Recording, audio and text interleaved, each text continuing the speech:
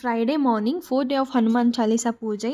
அது என்னவோ தெரியல, ஃப்ரைடே மட்டும் டைம் ரொம்ப ஸ்பீடாக போயிடுதுன்னு தோணுது. ஏர்லி மார்னிங்கே எழுந்திரிச்சு வாசல் எல்லாமே கழுவி மஞ்சள் குங்குமம் வச்சு மெயின் டோரில் ஸ்வஸ்திக், த்ரிஷூல், ஓம் எல்லாமே போட்டு விட்டேன்.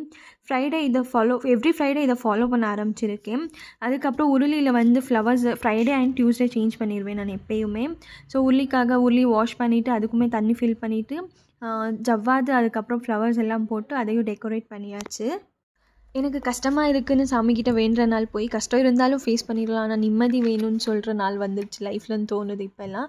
ஸோ இன்றைக்கி வந்து லேட்டாக தான் பிரேக்ஃபாஸ்ட் ப்ரிப்பேர் பண்ணோம். ஸோ சிம்பிளாக கேப்சிகம் ரைஸ் செஞ்சிடலான்னு சொல்லிட்டு ஒரு பேனில் கடலைப்பருப்பு, உளுந்து, ஜீரகம், எள்ளு, தனியா, காஞ்ச மிளகா ட்ரை ரோஸ்ட் பண்ணி பவுடர் பண்ணிக்கணும். அப்புறம் ஒரு கடாயில் ஆயில், கடுகு, சோம்பு, கறி லீவ்ஸ், கேப்சிகம் போட்டு ஃப்ரை பண்ணிக்கணும். கேப்சிகம் ஹாஃப் குக் ஆனதும் ஆனியன் சால்ட் போட்டு ஃப்ரை பண்ணிக்கணும். அப்புறமா அரைச்ச பவுடர் போட்டு 5 minutes குக் பண்ணி ஒயிட் ரைஸ் போட்டு மிக்ஸ் பண்ணால் கேப்சிகம் ரைஸ் ரெடி.